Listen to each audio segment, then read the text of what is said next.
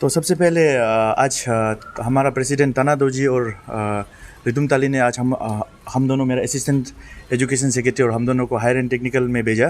तो यहाँ पे डायरेक्टर साहब को मिला था आज। तो मैं कुछ स्कॉलरशिप के बारे में कुछ अपडेट देना चाहूँगा। अभी तक हम लोग का यहाँ पे टोटल 44,144 स्टूडेंट स्कॉलरशिप अप्लाई किया, जहाँ तक अभी तक रिलीज़ हुआ 41,414 को। और अभी कुछ क्लियरेंस नहीं हुआ। 2,722 अभी तक क्लियरेंस नहीं हुआ। जो 2,722 जिसका क्लियरेंस नहीं हुआ उसका कुछ खामियां का वजह से क्लियरेंस नहीं हुआ। जैसे उसका बैंक अकाउंट क्लोज थे, आधार जो लिंक नहीं है बैंक अकाउंट से, तो इस तरह से वो लोग का अभी तक रिलीज़ नहीं हुआ वहाँ अभी तक। तो दूसरा है आपका ये कल शाम से फ्रॉम येस्टरडे इवनिंग सब डिस्पर्स हो गया सबका अकाउंट में। और अभी विदिन 1 वीक सबको मिल जाएगा। और ऐसा है कुछ चीज़ में डिले होता है यहाँ पे। जैसा किसी का अकाउंट HDFC में है, किसी का एक्सिस में है, किसी का अदर बैंक में है, तो दूसरा बैंक में ट्रांसफ़र होने के लिए थोड़ा समय लगता है। तो ये अभी तक हम लोग का स्कॉलरशिप का अपडेट है। हमारा डायरेक्टर जो सर है वो अपडेट दिया अभी तक।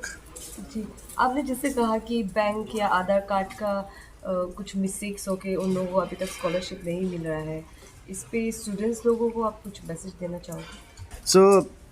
हमारा स्टूडेंट से कम्युनिटी से यही एक रिक्वेस्ट है कि जब डायरेक्टर हायर एजुकेशन से जब आपका नोटिफिकेशन निकालता है रिगार्डिंग स्कॉलरशिप एंड स्टाइपेंड, तो उसमें क्लियर कट उसमें दिया जाता है कि आपका कौन कौन सा डॉक्यूमेंट्स लेकर आपको उसमें एनरोल करना है, सबमिशन कराना है अपना। तब जाके आपका जो स्टेट वाइज हो या इंस्टीट्यूशन लेवल हो जो वेरिफिकेशन करता है, वहाँ से आपका प्रॉपर नोटिफिकेशन आएगा। और इसमें ऐसा बहुत सा प्रॉब्लम है, आज आप बैंक जिसका साथ लिंक है वो नंबर को आप जो एक्सचेंज कर देता है, उसका वजह से भी बहुत सा ऐसा हो जाता है कि जब आप रिजेक्ट हो जाता है आपका वहाँ पे मैसेज नहीं आता है।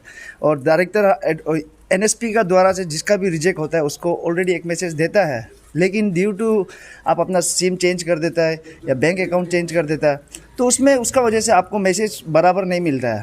तो जब भी रिजेक्ट होता है तो 24 आवर्स का एक समय देता है डायरेक्टर एजुकेशन NSP का द्वारा से कि आपको रेक्टिफाई कराना है, और वो मैसेज गायब हो जाता है। तो इसको स्टूडेंट लोग जानना ज़रूरी है, ताकि लास्ट मोमेंट में आप जब बोलेगा इसको थोड़ा देख दो बोलने से इट्स वेरी डिफ़िकल्ट। हम लोग के लिए भी बहुत तकलीफ है, क्योंकि सिस्टम जो कंप्यूटराइज है इसमें कोई आदमी इसको मैनिपुलेट नहीं कर सकता। वंस आपका ये जब अपडेट हो जाता है, एनरोल हो जाता है, तब आपका रिजेक्ट जब आपको रेक्टिफाई करने का मौका देता है, तो वो दिन को आप लोग खुद करना है। क्योंकि ना ही आपका पासवर्ड मेरा पास होगा, ना मेरा सेक्रेटरी का साथ में होगा, ना डायरेक्टर हायर एजुकेशन डायरेक्टर लोग का साथ में होगा, किसी के साथ नहीं है। वहाँ का पासवर्ड, वहाँ पे जो आएगा OTP आएगा, वो सब आपका साथ में ही है। एंड मैसेज भी आपका ही लिंक वाला नंबर पे आएगा, आप जो नंबर दिया गया है। तो इसलिए काइंडली आप लोग जब फॉर्म फिलअप करता है स्कॉलरशिप का, उसमें आप घुस के अपना पोर्टल में घुस के अपना स्टेटस चेक कीजिए कि आपका डॉक्यूमेंटेशन ठीक है क्या नहीं है। एंड देन ऐसा कुछ इश्यूज़ है, सो वो सब चीज़ को आप लोग काइंडली लुक आफ्टर कीजिए। क्योंकि लास्ट मोमेंट में जैसा अभी स्कॉलरशिप रिलीज़ हो रहा है, हम लोग को भी तकलीफ होता है कि इसको यहाँ पे डायरेक्टर लेवल पे बोलना, क्योंकि ये इट्स नॉट अबाउट स्टेट का बात नहीं है, ये आपका सेंट्रल गवर्नमेंट से है, डायरेक्ट कनेक्टेड है। और इसको कोई वो नहीं कर सकता है मैनिपुलेट, क्योंकि ये कंप्यूटराइज है। वहाँ से ही आपका कैटेगराइज भी गिराता है, उठाना है, आपका गलती होता है तो वहाँ से आपको सेंट्रल से मैसेज भेजता है। नहीं है। My last question would be, scholarship के लिए सेंटर से अभी तक पूरा पैसा नहीं भेजा गया था, तो अरुणाचल प्रदेश ने स्कॉलरशिप से अरुणाचल प्रदेश ने प्रोवाइड किया है काफ़ी सारे स्टूडेंट्स लोगों को रिपोर्ट्स के मुताबिक। तो इस पे क्या कहना है, क्योंकि अभी सेंटर बहुत गुस्सा है कि अरुणाचल प्रदेश क्यों ये स्टेप लिया है बोल के। एक्चुअली इसमें ऐसा है, अकॉर्डिंग टू आवर सोर्सेस पता चला है कि जितना भी अभी तक जो फेस का जो इंस्टॉलमेंट क्लियर किया है वो स्टेट गवर्नमेंट ने किया है, सेंट्रल गवर्नमेंट ने नहीं किया है। तो इसमें ऐसा होता है कि सेंट्रल गवर्नमेंट ने ऐसा एक रूल एंड रेगुलेशन पास किया है, जहाँ पे आपका जब स्टाइपेंड पूरा दे देता है या स्कॉलरशिप दे देते हैं, तो उसमें जीरो बैलेंस होना पड़ता है। तो जीरो बैलेंस होना काफ़ी तकलीफ होता है, और इन बिटवीन स्टूडेंट लोग इतना हल्ला कर देता है, इतना प्रेशराइज कर देता है, तो गवर्नमेंट भी कुछ स्टेप उठाना पड़ता है। तो इस बार गवर्नमेंट ने जहाँ तक सुनाई दिया तो स्टेट गवर्नमेंट ने एडवांस पेमेंट किया है। तो आने वाले दिन में हमको ऐसा लगता है कि सेंट्रल गवर्नमेंट शायद उसको दोबारा भेज के वहाँ से स्टेट गवर्नमेंट उसको चेक एंड बैलेंस करेगा होगा।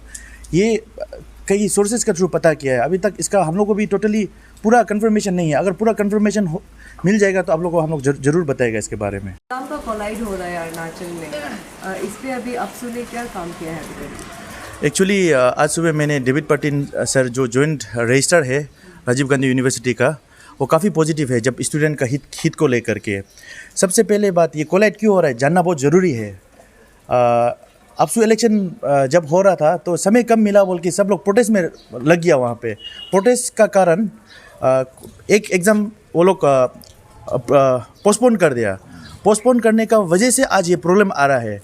अभी ऐसा होता है, स्टूडेंट लोग भी समझना ज़रूरी है कि कुछ चीज़ आप लोग को प्रेशराइज़ नहीं करना है। उस दिन आप लोग प्रेशराइज़ किया था तो हम लोग वो मुद्दा में आया था वहाँ में। आज वो मुद्दा का वजह से आज आप लोगों को प्रॉब्लम हो रहा है।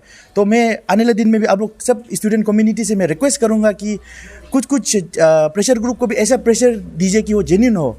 उस दिन हम लोग प्रेशर दे दे, आज तकलीफ फिर हम लोग को ही मिल रहा है। वो चीज़ आज हम लोग ही सॉल्व करना पड़ रहा है। तो फिर से मेरा एक दरख्वास्त है स्टूडेंट कम्युनिटी को, कुछ जब आप लोगों को प्रॉब्लम आएगा तो थोड़ा सोच समझ करके वो कदम उठाइए। Thank you very much.